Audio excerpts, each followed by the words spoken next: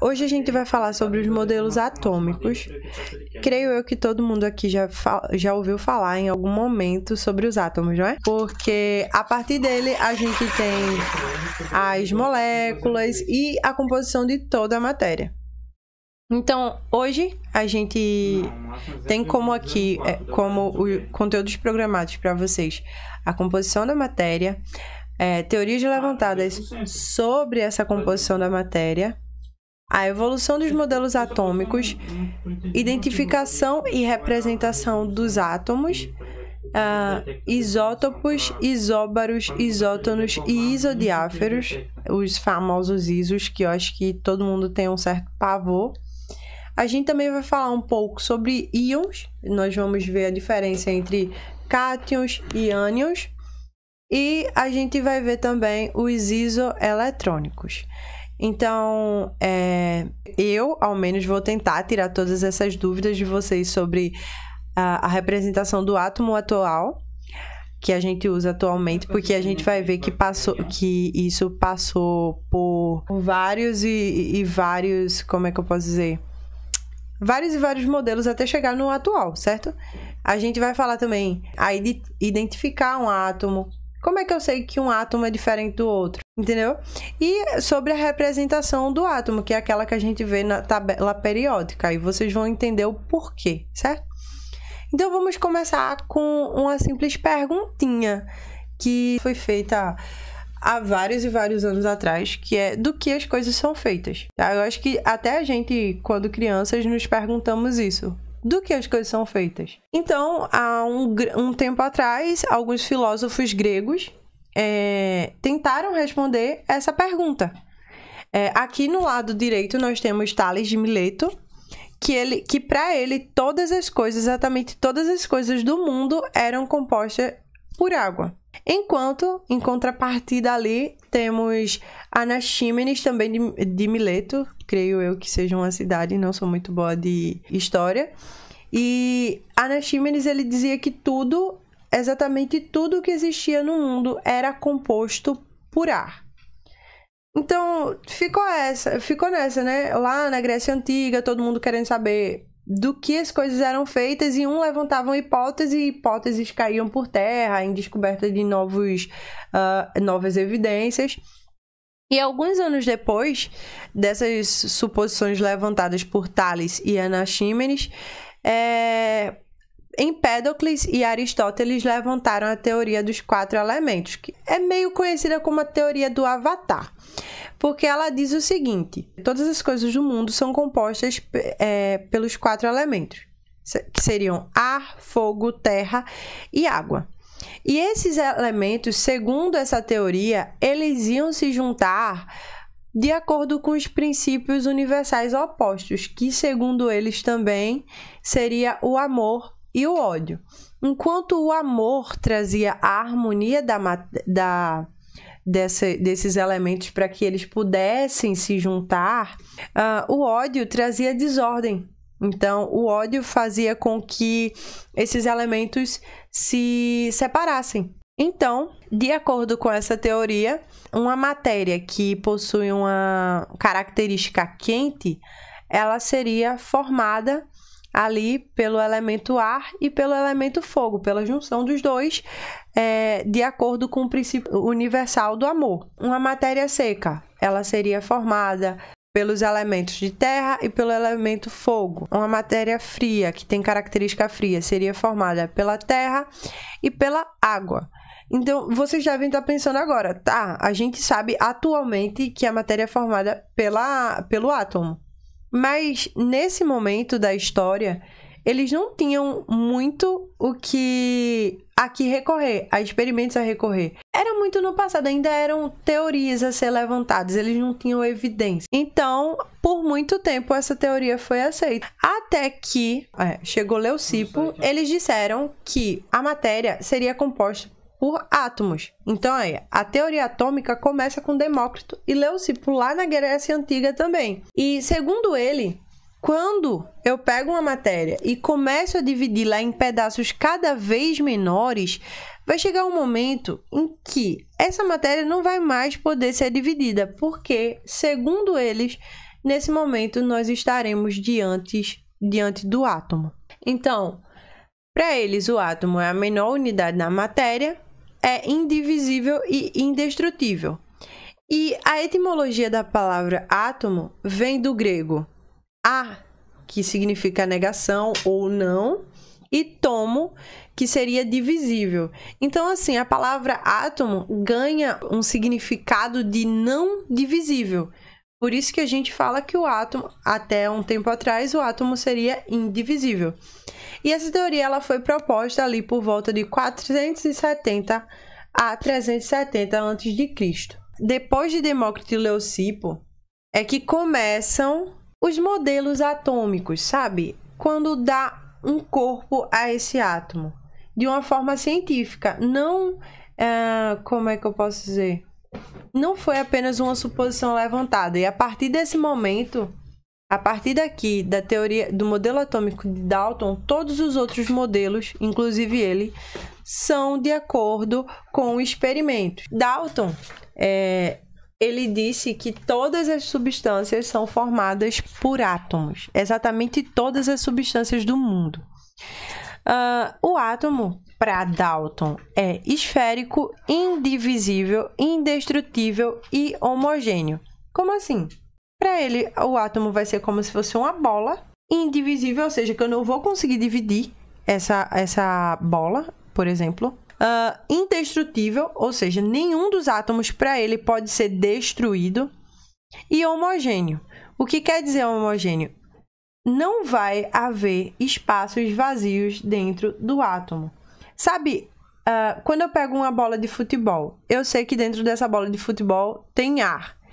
Então, a bola de futebol, ela não é homogênea, porque além do plástico que forma a esfera da bola, eu tenho dentro ar, que não é, como é que eu posso dizer? Não é a mesma substância. Então, para Dalton, esse átomo ele seria semelhante a uma bola de bilhar, que não é oca. Não tem espaços vazios dentro de uma bola de bilhar.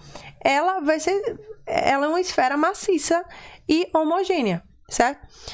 E aqui, como eu já disse, Dalton ele assemelhou o átomo como sendo uma bola de bilhar. Segundo ele, átomos de um mesmo elemento vão possuir as mesmas massas. Como assim? Por exemplo, quando a gente pega as bolas de bilhar, no caso as bolas de sinuca, comumente chamadas pela gente, né? Elas vão possuir pesos semelhantes. E para Dalton, os átomos que vão possuir massa atômica semelhante serão os átomos de um mesmo elemento.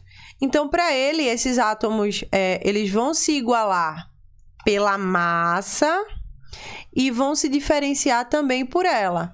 Então, átomos de elementos diferentes vão possuir massas diferentes.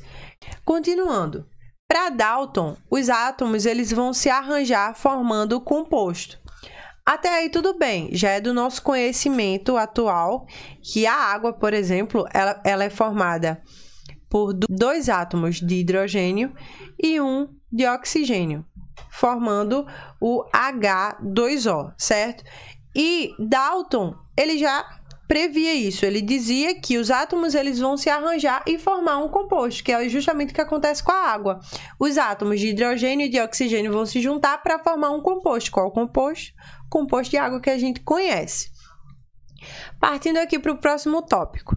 Nas transformações químicas, segundo Dalton, esses átomos vão se rearranjar em números inteiros. Como assim? Vocês já viram uma reação química, né? Eu vou ter sempre um reagente que vai se rearranjar ali, vai haver uma brincadeira com os átomos que vai formar um produto diferente do seu reagente. A massa total do meu reagente, ou a quantidade de átomos total que tem ali no reagente, vai ser o que vai ter que ter no produto, porque segundo ele, não vai haver perdas de átomos durante uma reação química, e sim um rearranjo desses átomos. Então, em uma reação química, a gente tem um composto A, por exemplo, reagindo com o composto B, formando um outro composto C em seu produto. Segundo Dalton, o que é que acontece aí? O composto A e o composto B vai se juntar, vão rearranjar os seus átomos, e esse novo rearranjo vai dar origem ao composto C, que seria o produto dessa reação. Agora, o que ele quer dizer também com essa frase é o seguinte: se no composto A eu tenho 5 átomos, vamos assim dizer, e no composto B eu tenho 5 átomos, que são o meu reagente, no meu produto eu vou ter que ter 10 átomos. Entendeu? Porque para ele não vai haver perdas de átomo durante uma reação química, e sim um rearranjo. Após o modelo de Dalton, depois de ele ter sido aceito pela comunidade acadêmica por muitos anos, Thomson realizou um experimento chamado de tubo de raios catódicos, onde ele percebeu a presença de partículas eletricamente negativas nos átomos. Porque como foi que aconteceu esse experimento? Ele bombardeou um gás rarefeito com eletricidade, e ele viu que formava um feixe de luz, que se chama raios catódicos, tá? Então, houve a formação de um feixe de luz, e Thomson percebeu que ao colocar algo com carga positiva próximo a esse tubo, o feixe era desviado em direção a esse campo com carga positiva. Então, ele supôs que nesses átomos haveriam partículas eletricamente negativas, porque a gente sabe pelo princípio básico de que positivo atrai negativo. Então, ele supôs que seriam partículas elétricas negativas. Então, ele formulou esses postulados aqui, ó. O átomo vai ser constituído por uma massa densa positiva, já que o átomo, ele em si é eletricamente neutro, ou seja, não vai apresentar uma carga elétrica predominante, nem positiva e nem negativa. O átomo em seu estado natural. O átomo é constituído por uma massa positiva com elétrons incrustados, semelhantes a um pudim de passas. Eu não sei se muita gente já viu um pudim de passa na vida, mas assim, a gente poderia também assemelhar esse modelo atômico a um brigadeiro. Brigadeiro eu acho que todo mundo já viu. Então, segundo esse modelo, aquela massa de brigadeiro mesmo seria como se fosse a massa positiva, e os granulados que a gente joga em cima desse brigadeiro seria como se fossem os elétrons. E dessa forma, segundo Thomson, vai haver uma neutralidade. Então, para cada carga negativa, vai sempre haver uma positiva, proporcionando assim, fazendo com que assim o átomo seja eletricamente neutro. Então, continuando aqui, a gente chega no modelo de Rutherford, que é o mais, entre aspas, atual. Esse modelo ele foi proposto após Rutherford fazer um experimento intitulado de... Presta atenção no nome do experimento, viu? O nome do experimento é Folha de Ouro. Tá? Esse experimento foi realizado por Rutherford, e ele se consiste em bombardear uma finíssima placa de ouro. Percebam que aqui no centro desse círculo tem uma placa amarela, seria essa folha de ouro, que foi bombardeada por partículas alfas provenientes de um material radioativo, tá? Depois a gente fala de radiação, deixa para as próximas aulas. O que vocês precisam saber é que as partículas alfas, elas são positivas, tá? Elas possuem carga positiva. Então, ele bombardeou essa folha de ouro com partículas alfas e obteve o seguinte resultado. Grande parte desses feixes luminosos, ele atravessou a folha de ouro. Só que, segundo, eu não sei se vocês lembram, mas segundo o modelo de Thomson, o átomo não tem espaços vazios. Então, como foi que esses feixes passaram? Foi a dúvida de Rutherford também ao fazer esse experimento. Ele percebeu que pouquíssimos feixes eles foram repelidos, como é que eu posso dizer, eles não conseguiram passar dessa placa, e outros feixes eles foram desviados de sua rota principal. Eles passaram pela folha de ouro, mas foram desviados. Então, o que é que acontece aqui? Depois desse experimento, Rutherford ele concluiu que o átomo vai possuir um núcleo pequeno e denso. Ele concluiu isso porque alguns feixes de luz voltaram. Eles não conseguiram passar por essa placa. Então, ele supôs que haveria ali um núcleo pequeno. E como grande parte desses feixes conseguiram passar, então ele concluiu que dentro desses átomos deveriam haver espaços vazios, que aqui ele chamou de eletrosfera. E segundo ele também, os elétrons vão girar ali ao redor do núcleo na eletrosfera. E é por isso que alguns feixes eles desviaram, porque eles foram atraídos pelos elétrons, já que os elétrons possuem carga elétrica negativa e as partículas alfas positivas. Então, houve ali uma atração que resultou numa mudança de rota desses feixes luminosos. Enfim, ao final, Rutherford assemelhou seu modelo ao sistema solar, já que, segundo ele, haveria um núcleo muito semelhante ao Sol, por exemplo, e os elétrons iriam orbitar esse núcleo muito semelhante aos planetas orbitando o Sol. Então, vamos aqui para o modelo mais recente, que seria o modelo atômico de Bohr, tá? Bohr, ele foi um aluno de Rutherford. Ele teve muitas aulas com Rutherford e ele achou algumas brechas em seu modelo atômico, no de Rutherford, no caso. Porque, pela lei da mecânica, de tanto os elétrons girarem ao redor do núcleo, eles iam perdendo energia cinética, que é a energia do movimento, e seriam cada vez mais atraídos ao núcleo desse átomo.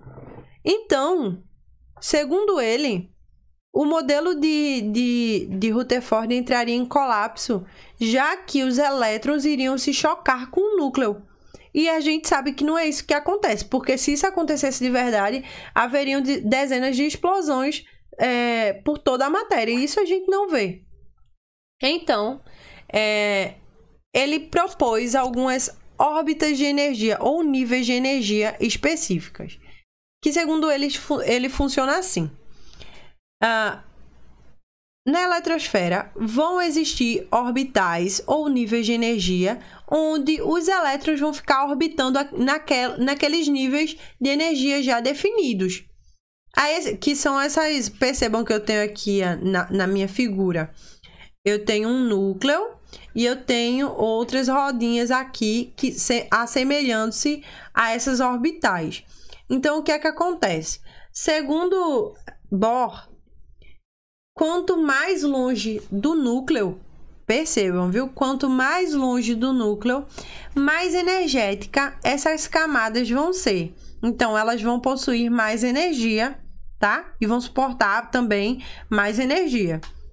E quanto mais próximo do núcleo, menos energia essas orbitais ou esses níveis de energia vão possuir. Então, a energia dessas camadas vai ser crescente dessa forma. A orbital K, ela vai possuir menos energia que a orbital L, que por sua vez vai possuir menos energia que a orbital M, e assim vai. Então, segundo ele, se um elétron ele se encontra lá na camadinha dele, parado, de boa, e receber energia, ele vai ficar excitado e vai saltar para uma mais energética. E logo em seguida, ele vai liberar essa energia e retornar para sua camada de origem. E acho que vocês já devem ter ouvido falar que esse é o princípio básico para os fogos de artifício. Então, toda essa luz que a gente vê sendo liberada quando os fogos de artifício estouram é resultado desse movimento de elétron. E é justamente na volta para sua camada que esse elétron libera a energia visível aos nossos olhos. Alguma dúvida sobre esse modelo, gente? Quanto tempo ele demoraria para voltar? Para voltar? Seria instantâneo. É como se... Você percebe que, por exemplo, nos fogos de artifício, essa volta acontece muito rápido.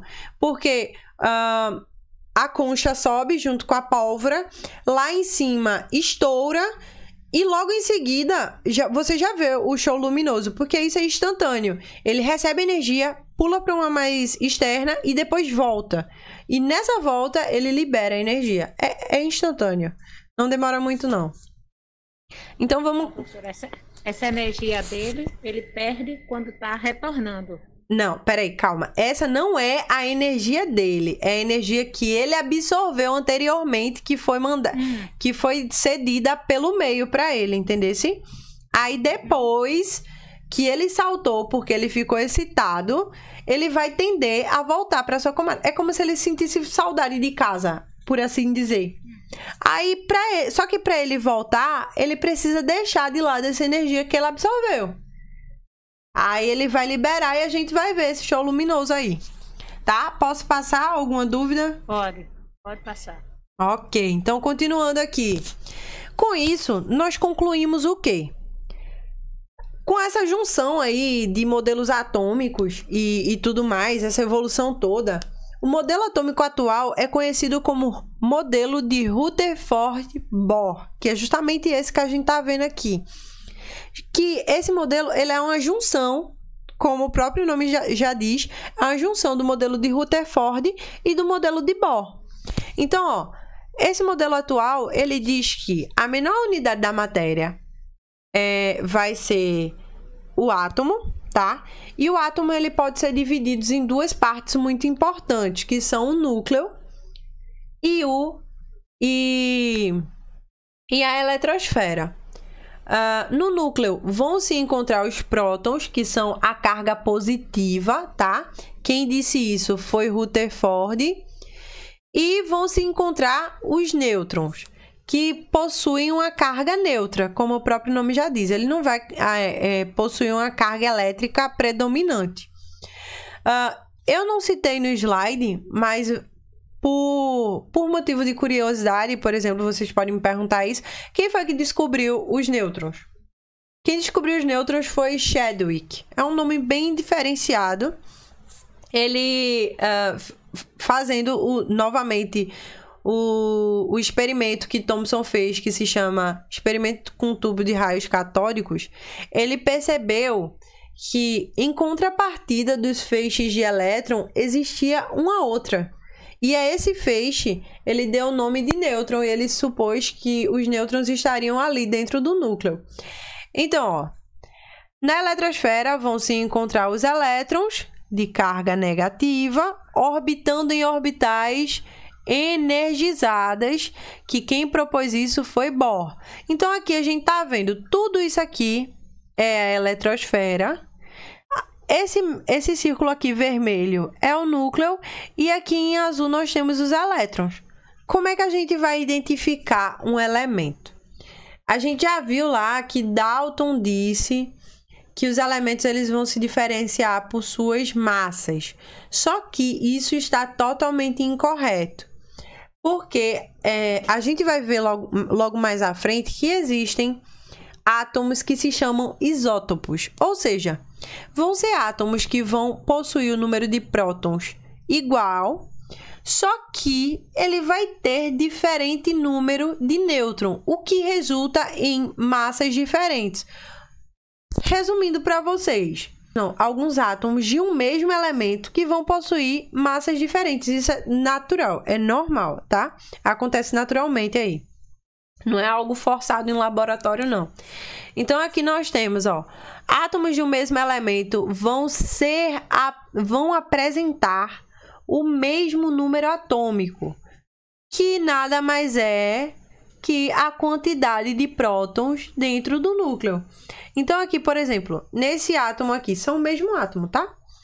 Eu tenho, vamos contar aqui, 3, 6, 7, 8. Em cada um desses átomos, eu tenho 8 prótons, que são essas cargas positivas aqui no núcleo. Sendo assim, o elemento vai ser identificado como... esse átomo vai ser identificado como átomo que possui 8 prótons. E esse aqui, esse outro átomo, ele também possui 8 prótons. Sendo assim, eles vão ser de um mesmo elemento, já que a quantidade de próton dele vai ser igual. Então, mesmo se eu removesse aqui, por exemplo, um desses elétrons, ele ia continuar sendo átomos de um mesmo elemento, só que agora seria um íon, que a gente vai ver logo à frente. Compreendido isso, nós vamos para uma outra etapa de conhecimento acerca do átomo. A gente já viu anteriormente que o número atômico vai ser dado pela quantidade de prótons no núcleo, certo? Então, eu tenho que P, próton, é igual a Z, número atômico. Sempre lembrem disso, porque é a identidade do átomo. Eu tenho também que o número de massa do átomo, porque todo átomo vai ter uma massa, vai ser representado pela soma de prótons e de nêutrons do seu núcleo. Porque, deixa eu voltar aqui no slide anterior. Percebam que no núcleo eu tenho tantas cargas aqui compactadas que, além dos prótons, eu tenho também os nêutrons, que faz com que esse núcleo seja muito denso e pesado. Logo, toda a massa desse átomo vai ser representada aqui, pelos componentes de seu núcleo. Seus elétrons vão ter uma carga desprezível, de modo a não influenciar a sua massa atômica. Então, para eu achar a massa de um átomo, é só eu somar a quantidade de prótons desse átomo com a quantidade de nêutrons, que aí eu vou ter a massa. E essa massa vai ser representada pelo número A. Número não, desculpa. Aí foi pela letra A. Aqui, segundo. Passei de slide, desculpa. Aqui nós temos número de elétron. A gente sabe, eu falei para vocês, né, que em um átomo eletricamente neutro, eu vou ter a mesma quantidade de prótons e elétrons. Então, aqui, esse átomo, ele tá neutro, porque aqui eu vou ter... São 8... exatamente. Aqui eu vou ter 8 prótons no núcleo e eu também vou ter 8 elétrons em sua eletrosfera. Então, cada carga negativa aqui vai ser neutralizada por uma carga positiva, dando a esse átomo uma característica neutra. Sendo assim, em um átomo neutro, nós temos que P é igual a E, ou seja, a quantidade de prótons vai ser igual à quantidade de elétrons. E isso é constante, tá? Isso não vai variar, apenas em átomos iônicos, ou seja, átomos que são íons. E a gente vai ver isso logo à frente. Então, aqui eu tenho uma questão, a gente não vai fazer ela, eu vou deixar para vocês fazerem depois. Inclusive, eu vou querer que vocês me respondam e enviem para mim. Então, depois a gente vê, tá? Aqui a gente tem a representação de um átomo. Normalmente, em questões, ou até mesmo na tabela periódica, em algumas delas, vocês vão ver o átomo sendo representado assim, dessas três maneiras. Que é o símbolo X, por exemplo, aqui é um exemplo genérico, tá? Esse é um exemplo genérico. Então, eu tenho um átomo X, que ele vai apresentar uma massa, que é dada aqui como A, e um número atômico, que é caracterizado pela quantidade de prótons. Então aqui, ó, nesse primeiro exemplo, eu tenho a representação do símbolo do elemento, tá? Eu vou ter aqui no lado direito superior, eu vou ter o número de massa, e no lado esquerdo inferior, eu vou ter o número atômico. Nesse segundo exemplo, o número atômico, ele já sobe, ele não vai estar mais no lado esquerdo inferior, ele vai estar no lado esquerdo superior. A mesma coisa acontece com o número de massa. Ao invés de ele estar aqui em cima agora, ele está aqui embaixo, que é normal. Já nesse terceiro exemplo aqui, ele é o mais comum de você ver em uma questão. Então, a única coisa que vai lhe ajudar a identificar quem é quem, quando tiver assim, dessa terceira forma, é quem está em cima e quem está embaixo. Quando esses números eles estiverem em um mesmo lado, eu vou ter o número atômico em cima e o número de massa embaixo, tá? Sempre vai ser assim quando for essa representação. Então, como exemplo aqui, a gente tem o átomo de cálcio, tá? O símbolo de cálcio. Eu tenho aqui, ó, o cálcio, ele vai ter 40 de massa, ou seja, ele vai apresentar aqui, por exemplo, 20 prótons e os outros 20 serão nêutrons. Aí eu fecho uma massa igual a 40. Aí aqui, ó, eu mudei a representação do exemplo, mudei aqui embaixo também. Então, agora eu tenho que o número atômico está do lado esquerdo, na parte superior, e o número de massa vai estar do lado direito, na parte inferior. E aqui, aquela básica representação onde eu tenho os dois de um mesmo lado. Então, aqui eu tenho o número atômico em cima, não esqueçam disso, número atômico em cima, e o número de massa se encontra embaixo. Semelhanças atômicas. Alguns desses átomos, eles vão apresentar essas características que eu falei semelhantes. Por exemplo, alguns átomos vão ter a mesma quantidade de prótons, mesmo tendo diferentes número de massa. Alguns átomos vão apresentar o mesmo número de massa, mesmo sendo de elementos diferentes. Outros vão apresentar a mesma quantidade de nêutrons e outros vão apresentar a mesma diferença de nêutrons, ou seja, o mesmo excesso, sabe? Então, vamos ver aqui, vamos começar por átomos isótopos. Ó, átomos isótopos vão ser aqueles átomos que vão pertencer a um mesmo elemento químico. Lembrem disso. Isótopos apresentam o mesmo número de prótons, ou seja, o mesmo número atômico, por isso vão pertencer a um mesmo elemento químico. Porém, esses átomos eles têm que se diferenciar em algum momento, né? E eles vão se diferenciar pelo número de massa. Então, aqui nós temos Aqui nós temos o exemplo do magnésio, tá? O magnésio, como é que eu vou saber se os dois são magnésio?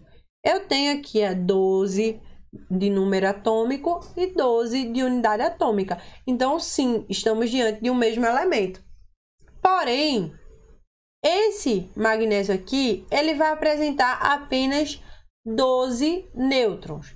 Quando a gente fizer a soma 12 prótons mais 12 nêutrons, eu vou resultar em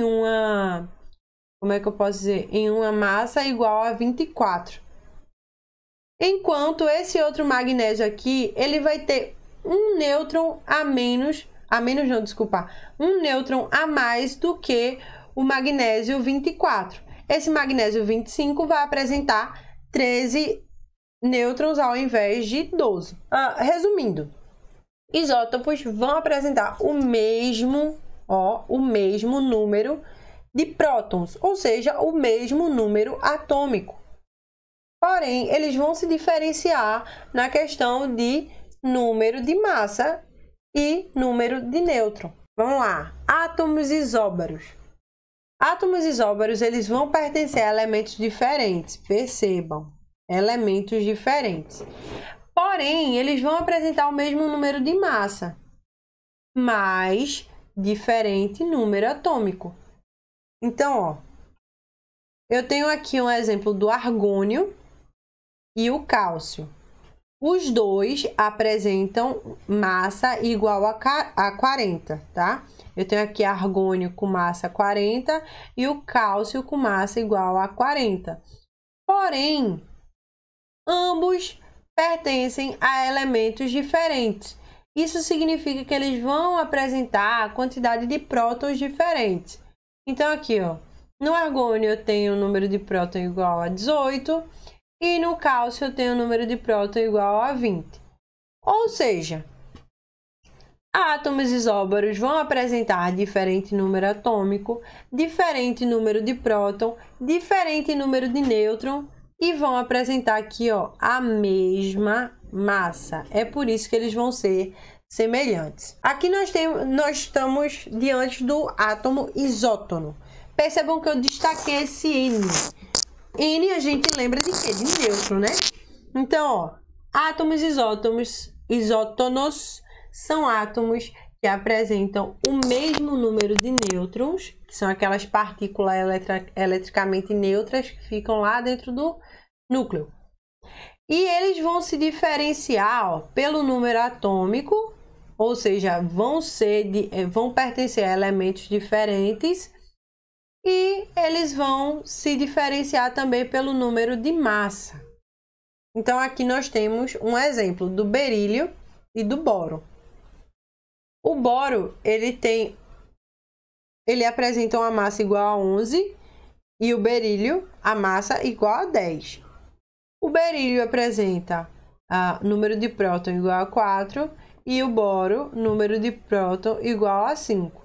Então, quando a gente for fazer aqui essa diferenciação, que seria número de massa menos o número de próton, que resultaria no número de nêutron, a gente vai ver que vai dar o mesmo número. Exemplo, vamos pegar aqui o exemplo do berílio. Berílio é 10 menos 4. 10 menos 4 é igual a quê? A 6. Então, o berílio ele tem 6 nêutrons. E aqui a gente tem o boro, com 11 de massa e 5 de próton. 11 menos 5 é igual a 6 também. Então, aqui nós estamos diante de dois átomos que são isótonos, que apresentam a mesma quantidade de nêutrons.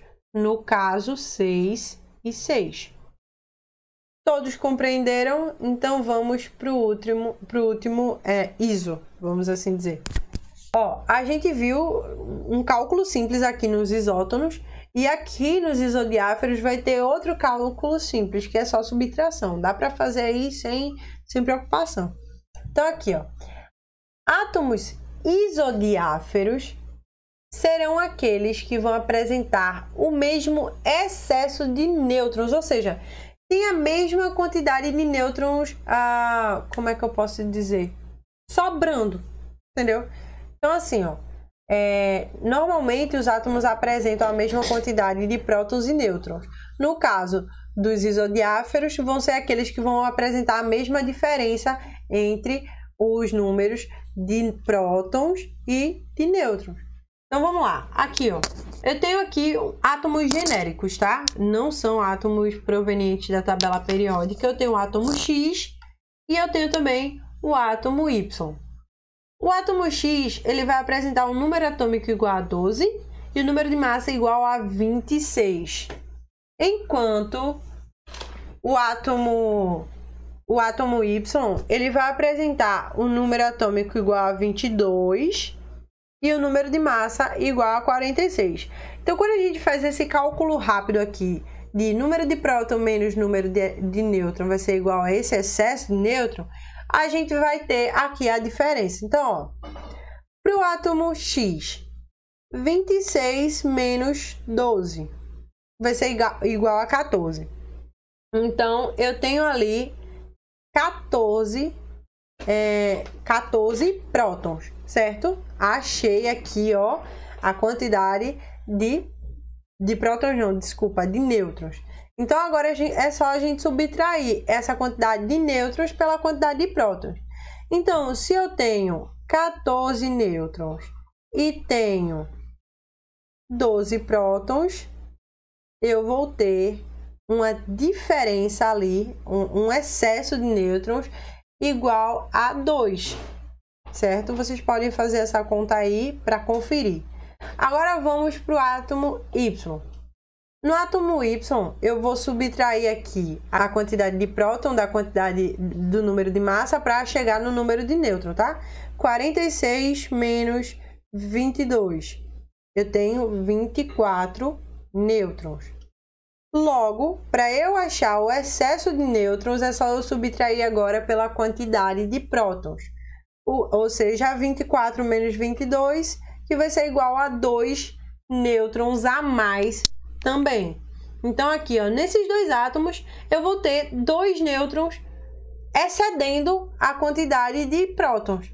Eu tenho 2 nêutrons a mais que a quantidade de prótons. Sendo assim, eu estou diante de 2 átomos genéricos, que não saíram da tabela periódica, que são isodiáferos. Então, aqui, ó, os isodiáferos vão apresentar todos os outros conceitos que a gente já falou diferentes. Então, vai ser diferente número de próton, que consequentemente vai resultar em diferente número atômico, diferente número de nêutron e diferente número de massa. E o que é que vão ser iguais? Aqui, ó, no excesso de nêutrons, ou seja, a quantidade a mais de nêutron que eu tenho do que de próton. Então, resumindo, átomos isodiáferos, eles vão apresentar o mesmo excesso de nêutron. Então, aqui a gente chega nos íons. No início da aula, eu falei para vocês que o átomo, ele em seu estado fundamental, no seu estado natural, ele vai ser eletricamente neutro. Ou seja, ele não vai possuir nenhuma carga. Porém, existem estados em que esse átomo ele vai adquirir uma carga, e a esse estado nós chamamos de íon. Ou seja, os íons são átomos que perderam ou ganharam elétrons em razão de reações. E eles podem ser classificados em 2 tipos, ânions e cátions, tá? Então, ó, os íons cátions, ou seja, átomos que são cátions, são átomos que perdem elétron e ficam positivos. Ou seja, se eu estou diante de um átomo que ele perde elétron e fica positivo, a esse tipo de íon eu vou nomenclaturar de cátion, tá? Então, ó, nós temos aqui o exemplo do sódio. O sódio ele tem 3 camadas, tá? Os níveis de energia que a gente já falou, ele tem 3 níveis de energia e vai possuir também 11 elétrons. Isso significa também, né, a gente já sabe que ele tem 11 prótons.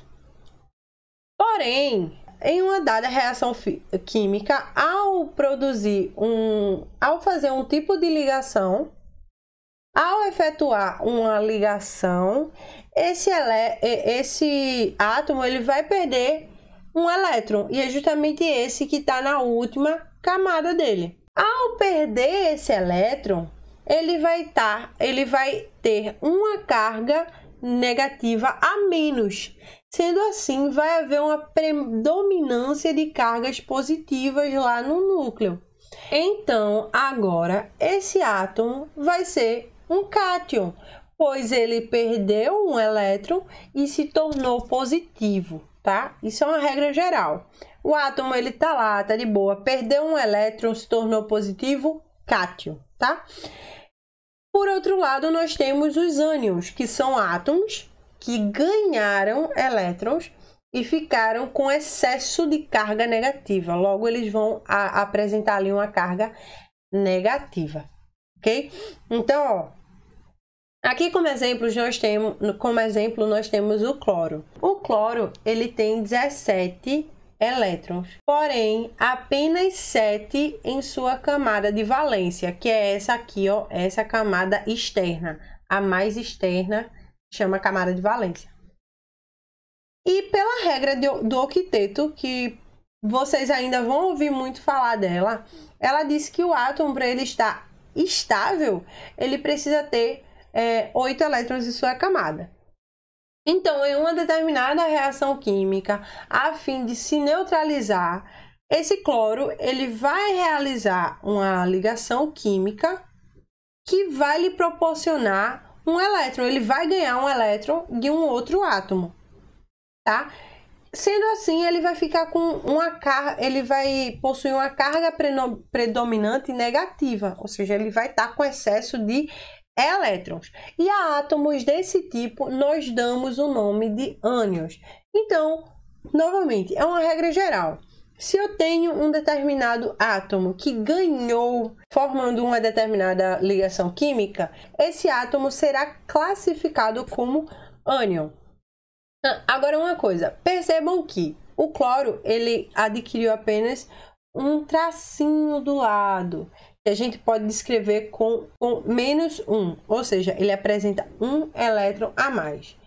Porém, se esse átomo ganhasse, por exemplo, 2 elétrons, a sua simbologia agora seria -2, porque ele ganhou 2 elétrons. É comum associar o sinal negativo à perda, tá? Mas nesse caso, a gente está associando esse sinal negativo à carga a carga predominante do átomo. Então, se esse átomo ganhou uma partícula negativa a mais, ele vai ficar mais negativo ainda. Por isso que ele assume uma carga menos. Então, se ele ganha 2 elétrons, aí fica -2. Se ele ganha 3 elétrons, fica -3. Se ele ganha 4 elétrons, vai ficar -4. A mesma coisa acontece com os cátions.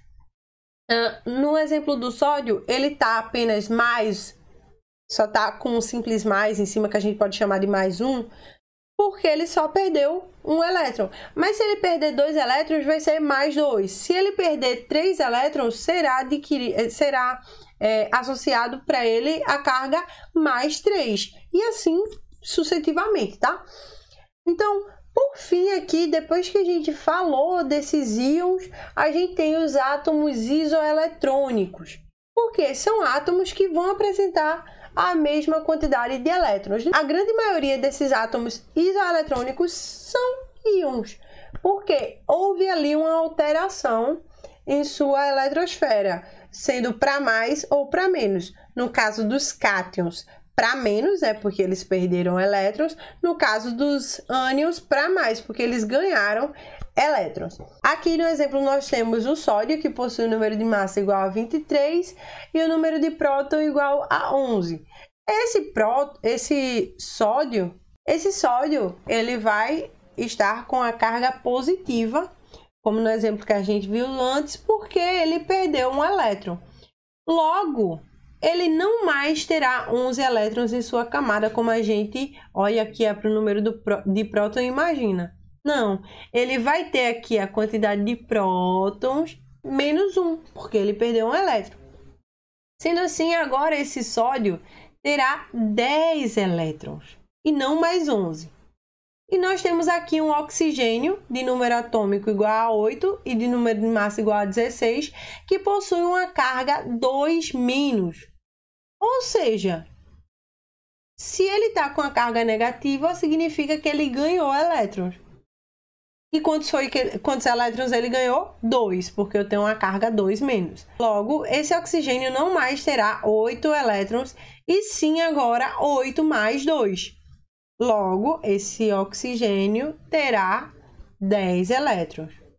E aqui nós temos o neônio, que não é um íon, ele é um átomo eletricamente neutro, ou seja, ele não passou por nenhuma ligação química, tanto é que é um gás nobre, né? Gases nobres dificilmente realizam ligações químicas. E o neônio, ele apresenta 10 elétrons, porque em um átomo eletricamente neutro, a quantidade de elétrons será igual à quantidade de prótons, como a gente já viu nos slides anteriores. Sendo assim, esse neônio apresentará 10 elétrons, da mesma forma que o sódio apresentou, o sódio mais apresentou o sódio +1 e o oxigênio 2- apresentou. Logo, esses 3 átomos, eles são isoeletrônicos. Bom, com isso nós finalizamos a nossa aula, tá? E se vocês puderem, deem uma forcinha lá no meu Instagram, @prof.daianefran. E, claro, se inscrevam no canal para ficar por dentro dos conteúdos de Química. É isso, tchau, tchau!